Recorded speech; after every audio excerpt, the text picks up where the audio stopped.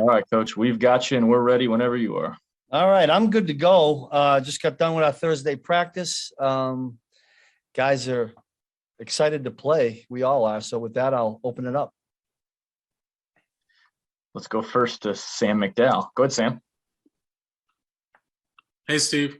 Hi, Sam. Obviously aware of the situation with Willie Gay and understanding what you can and can't say, but do you anticipate him playing Sunday, and how are you handling that situation? Yeah, I mean, I really don't know, Sam. I'm gonna leave that up to Andy. I'm sure he'll address it, but if this happened in the game and it was an injury, today we just operated that way, but we'll see what happens. Let's go next to Matt Derrick. Go ahead, Matt. Hey, Coach, a couple of quick things for you. But first off, going back to Sunday night, Traverse Ward spent a lot of the game, it looked like, chasing with Chase Claypool, excuse me. Number 11. Number 11, exactly. You've done that with a couple of times with Ward this year. What is it that he's kind of, grown and developed, to the point where he can do those kinds of things? Yeah, listen, we got a lot of confidence in all our corners, but Chavarius has done a nice job for us. We just decided to do that in that particular game. Every game's been different. And I thought he did a nice job with that. I mean, I had a good battle. There was a course of the game. Coach Merritt was watching the film after the game, and, they had a little tussle. And then when it ended, you could see that there was a lot of mutual respect between both guys, kind of tags toward the end of the game. So that's good to see, good sportsmanship. And I thought that both of those guys battled all night long. And also, going up against Sean McDermott this week, you guys go way back. And, he told me the other day that he really looks up to you like a big brother. What has Sean kind of meant to you, and what does it mean to you to see him have the success he's had? Yeah, I'll tell you what, Sean and I are very close. I love that man. I'm so proud of what he's done there. When I had that year, when I was out of it for a little bit, living in Philadelphia, I did go up to visit with Sean, and it was great 3 days. Him, Leslie, a bunch of other guys up there, I get a lot of respect for. And we'll battle like brothers do. If we're going to go out on the basketball court, right? We're going to try to win as hard as we can, but really proud of what Sean's done up there. Let's go next to Sarin Petro. Go ahead, Sarin. And Brad, I'll have a follow-up as well. Coach, first of all, I know you said you're going to let Andy talk about what's going on with Willie, but he did have kind of a text where he seemed to kind of reach out for a little help earlier this year, talking about the mental health side. And there were some comments about, it was good that he was reaching out for help. Has that been an issue here of late? Is there anything you can comment on just what his overall mental state has been here of late?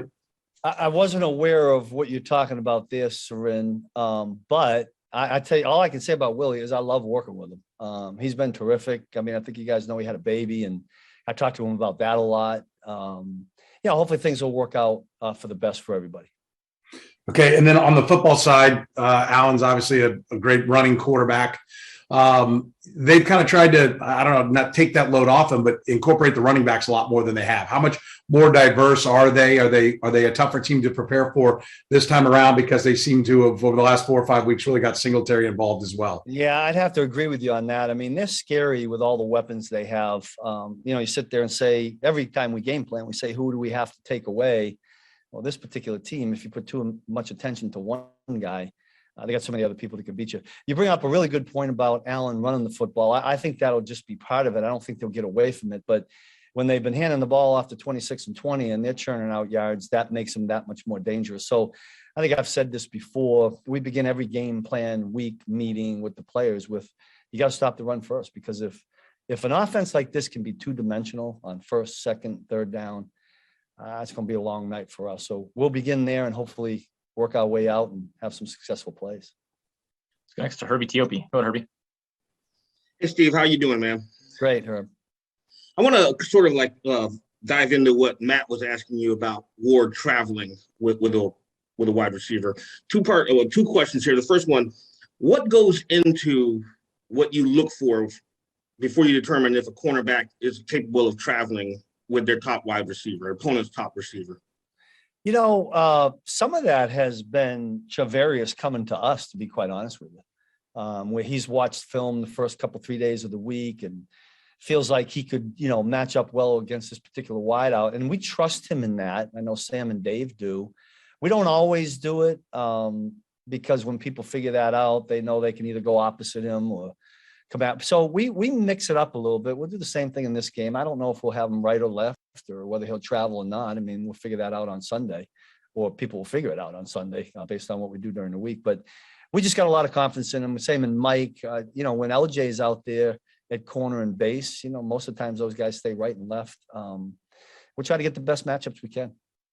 And that leads into the next one. I know I'm not trying to pick you, kind of like what you said, people will figure it out, but how much studying of Diggs has Javarius Ward done this week?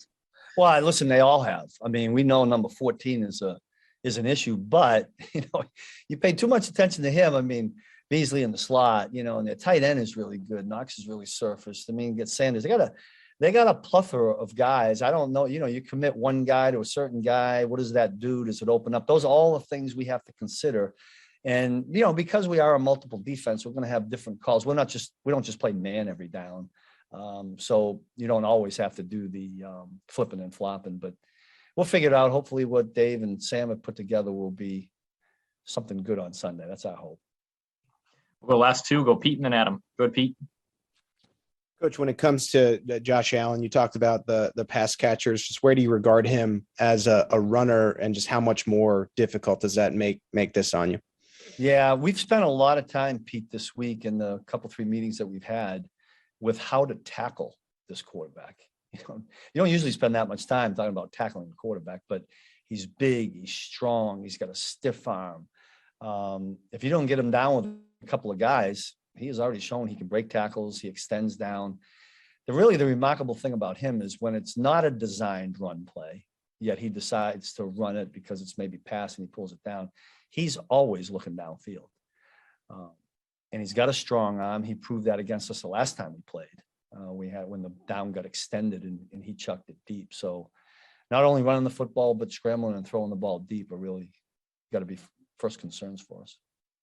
We'll go last to Adam Teicher. Go ahead, Adam. Hey, Steve, another Josh Allen running question. I think he was the leading rusher against you guys in that game a couple months ago. What just in general, what kind of complication is that when you face a quarterback who is willing and able to run like he is? What does that do in your game planning? How does that complicate things or not, as the case might be? Yeah, no, 2 things. I mean, when it's a designed quarterback run, what happens is there's an extra blocker for the offense, because that's not a guy normally. I mean, the guy normally would be carrying the football, but he's out there blocking for the quarterback. So you have to account for that. And so they're going to have the numbers, if you just do the numbers games, which means somebody's got to beat a block and win a gap or play 2 gaps and get off it quick enough to make a tackle. So that's the first thing in the designed quarterback runs. In the scrambles, that's going to come to, disciplined pass rush lane integrity. We talk about it all the time. Now we got to make a decision on help the coverage, rush 3, rush 4, rush 5. All of that goes into this game planning. And, we won't do just one thing. We'll do a number of different things, but everybody on the defense has to be aware that when they drop back to pass, if he turns himself into a scramble and a runner, we got to be relentless. Everybody's needed. Not one guy can tackle him. I've seen him juke a bunch of guys. He looks like some of our running backs out there sometimes on football, and that's what's scary. So we'll be all hands on deck, and we'll all be aware of it. Coach, we appreciate the time. Thanks for joining us. You got it. Thanks. We got EV coming our way next.